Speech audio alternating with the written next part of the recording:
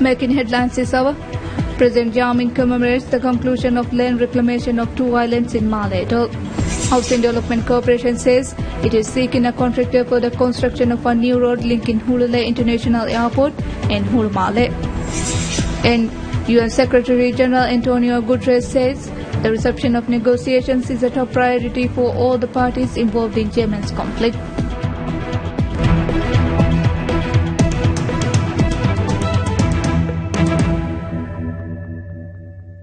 Bismillahirrahmanirrahim. Welcome you all to TVM News in English. I'm Zinat Hassan here with the news in details. President Abdullah Yamin Abdul Gayoom commemorates the conclusion of land reclamation of 2 islands in Malay Atoll. The President first visited Tulustu Island and officially marked the conclusion of the land reclamation project there. According to the Ministry of Housing and Infrastructure, 33 hectares of land was reclaimed in Tulustu under the project. The ministry contracted the $8.5 million project to the Netherlands-based Boskalis company. Under the project, Boskalis also built a revetment wall around the reclaimed area. Along with the land reclamation project of Tulustu, the Housing Ministry also assigned MT Hogard to place rock boulders to protect the area. The 31.2 million rupiah project to protect the reclaimed area was completed in December 2016. According to the Island Council of Tulustu, land will be issued for housing plots and as well as industrial purposes from the island reclaimed area. Later, President Yamin marked the conclusion of the land reclamation project of Himafushi Island. 21.6 hectares of land was reclaimed in Himafushi under the project along with the 890-meter revetment wall to protect the reclaimed area. The 130 million rupiah project was contracted to Dutch contracting company Wanood, which specialized in dredging and land reclamation. The President is scheduled to conclude his visit and return to Malé tonight.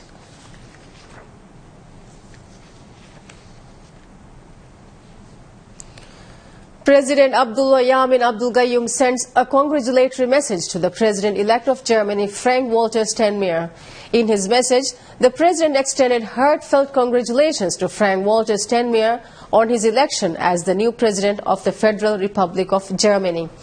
It also highlighted on the long-standing relations between the two countries, which on 2016 marked the 50th anniversary of the establishment of formal diplomatic relations between both countries. President Yamin added in his message that Germany is an important partner of the Maldives and that he firmly believes that under President-elect Frank-Walter Steinmeier's able leadership, both countries will continue to develop dynamic, mutually beneficial relations, especially in the fields of climate change, economy and counterterrorism. President Abdullah Yamin Abdul Gayoom appoints Dr. Mariam Shahuniza Nasir as Deputy Vice-Chancellor of Research and Innovation at the Islamic University of Maldives. President Yamin also appointed Mohammad Zahin as the Senior Policy Executive at the Ministry of Health. Zahin previously served as the Executive Coordinator at the Ministry.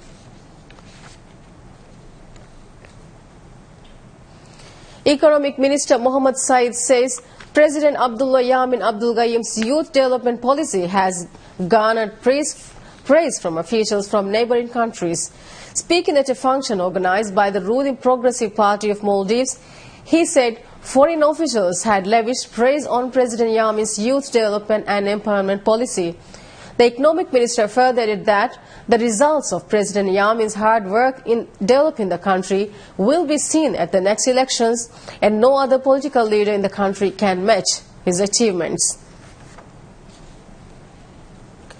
Housing Development Corporation HDC says it is seeking a contractor for the construction of a new road linking Hulule International Airport and Hulumale. The corporation also said that the project would be carried out on contractor finance basis and interested parties have till the 12th of next month to submit their proposals. According to HDC, the aim is to complete the 3-kilometer road connecting the island of Hulule and Hulumale by April 2018. HDC further added that the purpose of building a new road connecting the islands of Hulule and Hulumale is to facilitate traffic flow by the time the China-Maldives Friendship Bridge is inaugurated. The bridge project is contracted to China's CCCC Second Harbour Engineering Company. It will cost approximately $210 million, of which 94% is provided by the Chinese government, which includes a grant aid of $124 million and a soft loan of $73.4 million. The remaining $12.6 million is provided by the Maldivian government. The government aims to inaugurate the bridge on the 26th of July 2018.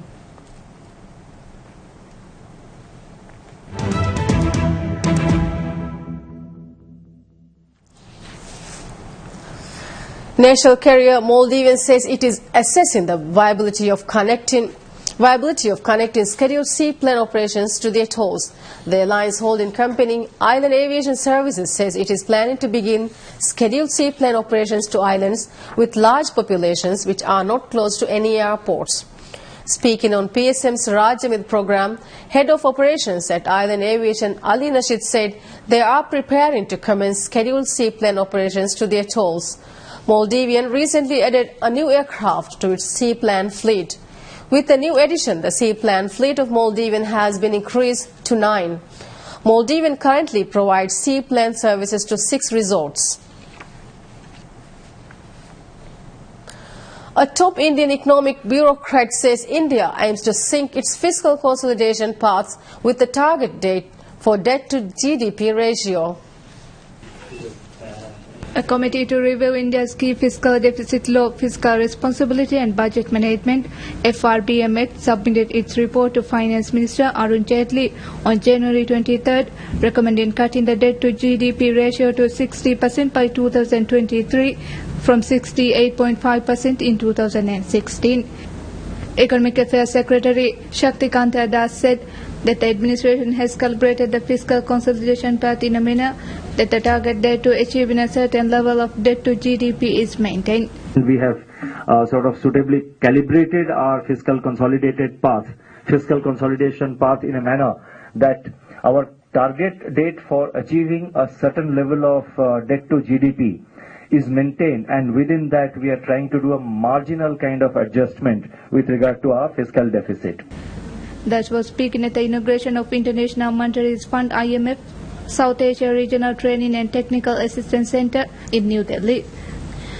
The IMF last month trimmed India's growth outlook for the fiscal year beginning in April to 7.2% from 7.6% previously, citing the blow of demonetization to the cash-reliant economy. At a stroke, Prime Minister Narendra Modi scraped money with $220 billion, equal to 86% of cash in circulation, leaving businesses, farmers and households all suffering. IMF Deputy Managing Director Carla Grasso said SARTAC will help strengthen the implementation of macroeconomic and fiscal policies in the member countries.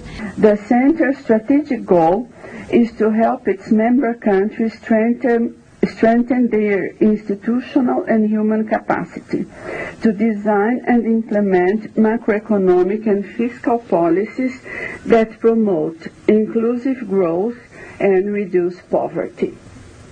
SARTAC will allow the IMF to meet more of the high demand for technical assistance and training from the region. According to a government release, SARTAC is expected to become the focal point for planning, coordinating and implementing the IMF's capacity development activities in South Asia. The pact to set up the regional training center was signed in March last year.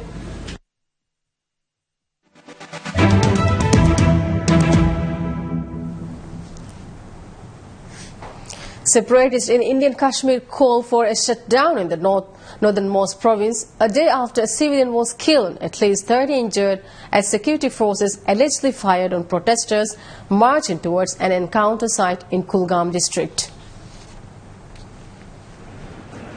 Markets and streets in Srinagar city wore a deserted look as all shops and business establishments stayed shut and residents chose to remain indoors. Armed security personnel maintained strict vigil across the city to prevent any outward incidents. 4 militants, 2 Indian soldiers and a civilian were among 7 people killed in a 12-hour-long gun battle in Kulgam district on Sunday. As the news of the encounter spread, hundreds took to the streets against security forces' action and marched towards the encounter site. Clashes broke out between civilians and security forces. Local media reports say residents alleged that the security forces opened fire on the protesters, killing a 22-year-old and leaving many injured. Around 15 people were reportedly being treated for bullet injuries at 2 hospitals in South Kashmir. Militants killed in the encounter belonged to Hizbul Mujahideen, an outfit fighting Indian control of the Muslim-majority region and Pakistan-based Lashkar-e-Taiba. India has long accused Pakistan of backing militant groups operating in disputed Kashmir, as well as of sending fighters to other parts of the country to carry out acts of violence. However, Pakistan denies the allegations. 2 people have been killed and 2 injured after a group of Maoist rebels opened fire at the residence of a village council head in Giridih district of India's eastern Jharkhand state. Armed with AK-47 rifles, a group of at least 11 Maoists stormed the house of Prabhavati Vanwal, the council head of Bilwagati village, late night on Sunday and sprayed bullets. Vanwal's elder son and his friends were killed on the spot, while her husband and younger son sustained serious injuries. The rebels fled the scene soon after firing. The injured are undergoing treatment at the hospital in neighboring Dambad city. Additional police force has been deployed in Bilwagati village and across Giridih district.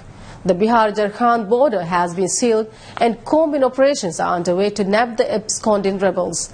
Also known as Naxals, Maoists seek the violent overthrow of the Indian state.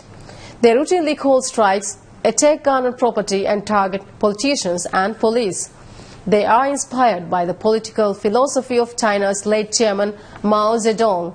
They say they are fighting for the rights of poor farmers and landless laborers. Thousands have been killed in the Maoist insurgency, which began in the late 1960s and which former Prime Minister Manmohan Singh had described as one of the gravest homegrown threats to India's internal security. Human Rights Watch says the number of Afghan refugees returning from Pakistan, already at the highest level in years, may increase this year if Pakistan maintains its forceful policies. Last year, hundreds of thousands of Afghan refugees left Pakistan, a 12-year high that the rights group called the world's largest unlawful mass forced return of refugees in recent times. Advocates and Afghan officials worry that the returnees are coming back to a country in conflict and economic crisis, led by a government already struggling to maintain basic living standards. Pakistan has provided millions of Afghans with refuge for decades, and police and officials deny reports that they are targeting Afghans, though officials have said they should go home.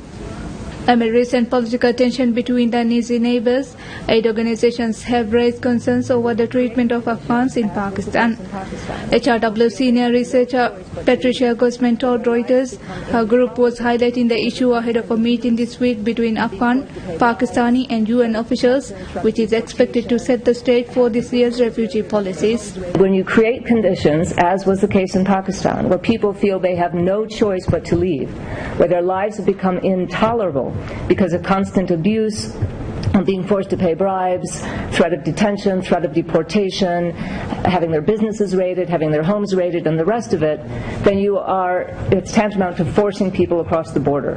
And that is what Pakistan did, and that is why we say it's an unlawful, coerced return of refugees. In the second half of 2016, Pakistan pushed out nearly 365,000 of the country's 1.5 million registered Afghan refugees, as well as just over 200,000 of the estimated 1 million undocumented Afghans in Pakistan, the right group said. The pressure that Afghans in Pakistan felt after that incident in December 2014, and which through the summer of 2015 you saw a huge increase in returns, it was nothing compared, as you know, to what happened last fall, when a total of 600,000, including more than 300,000 registered refugees, were made to return, were coerced to return by Pakistan. And that is unlawful.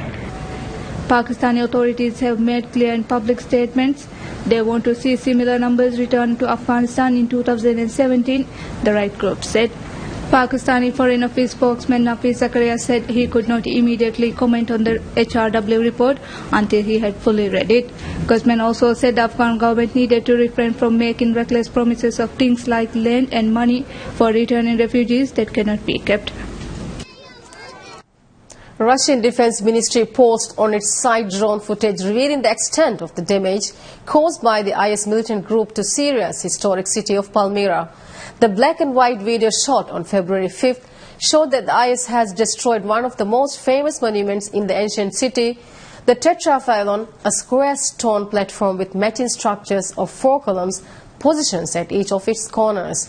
It has also caused extensive damage to the Roman theatre by destroying several towering stone structures on the stage. IS swept into Palmyra again in December when the Syrian army and its allies were focused on dealing a final blow to rebels in the city of Aleppo.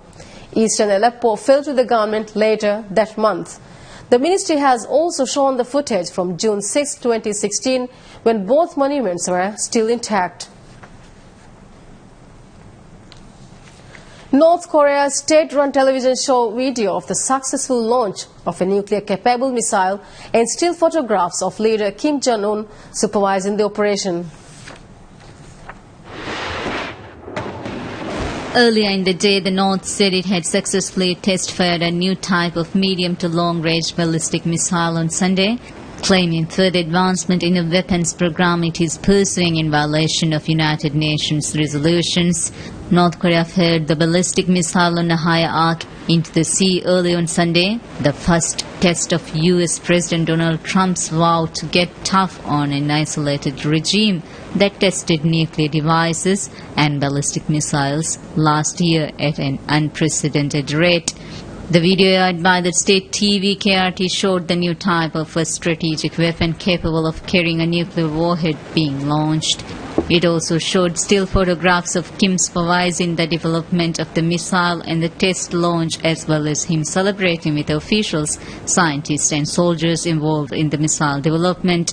North Korea's official media did not confirm the venue of the missile launch, but the South's Office of the Joint Chiefs of Staff said on Sunday the missile was launched from an area called Pangyong in North Korea's western region just before 2300 hours GMT Saturday and flew about 300 miles. North Korea has conducted 5 nuclear tests, including 2 last year, although its claims to be able to miniaturize a nuclear weapon to be mounted on a missile have never been verified independently.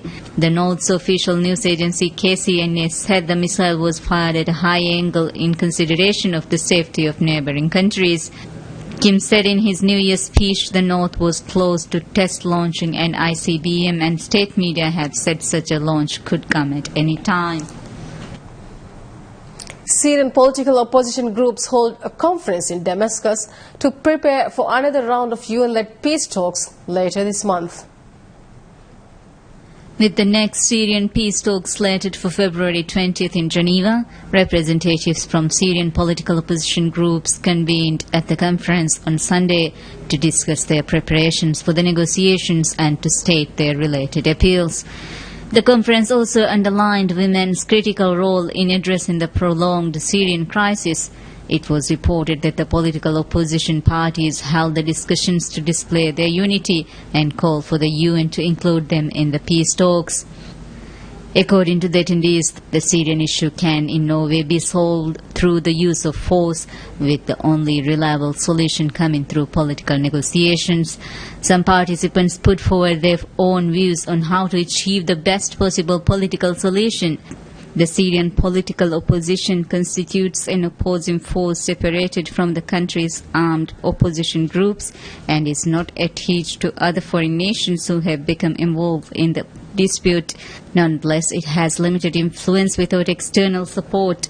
Up to now, opposition forces, including the High Negotiations Committee group backed by Saudi Arabia, have agreed to attend the Geneva talks, which were postponed in an attempt to offer the opposition's time to present a united front and make full preparation for the long-awaited negotiations. The Syrian government, armed oppositions and the UN Special Envoy for Syria, Staffan de Mistura, will meet for 2-day consultations in the Kazakh capital of Astana from Wednesday. UN Secretary General Antonio Guterres says the resumption of negotiations is the top priority for all the parties involved in Yemen's conflict, and that the UN will continue to contribute to the political process to help end the war.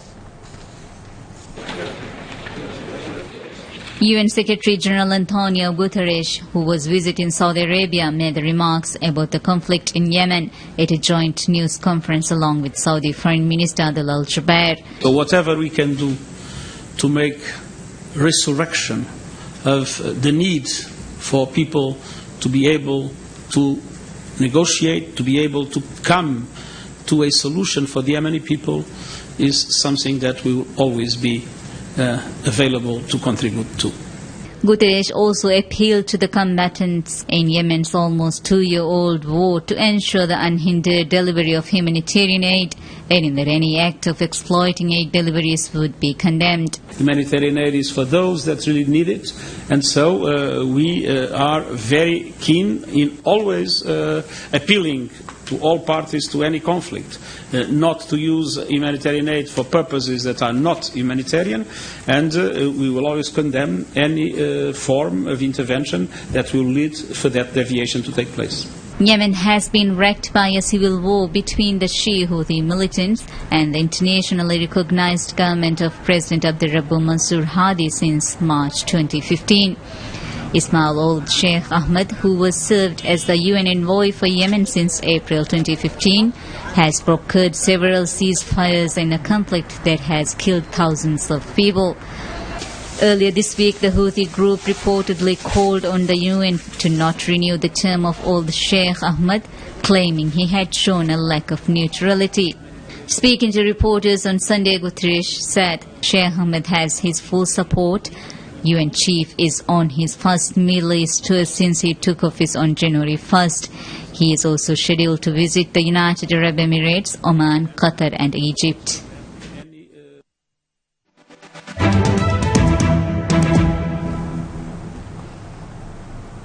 Tonight in sports, Switzerland progresses to the Fed Cup semi-finals for the second straight year after overturning France 3-1 in Geneva. We take a closer look.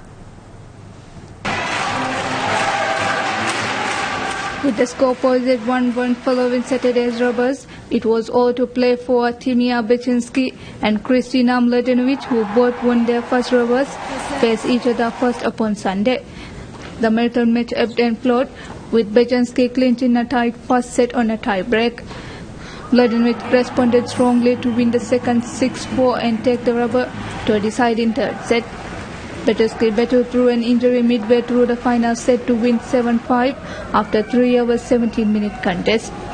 The Swiss won fewer points than her opponent but managed to perform in the big moments to put her country in the driving seat. In the fourth rubber, French captain Yannick Noah decided to rest Elise Cornet, who was replaced by Pauline Parmentier.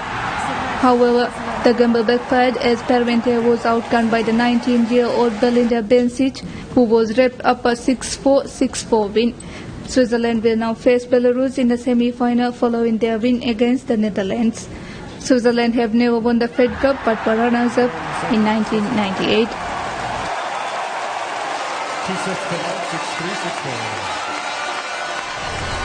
On a lighter note, musical La La Land wins big at Britain's BAFTA Award to continue its hot streak. We take a closer look.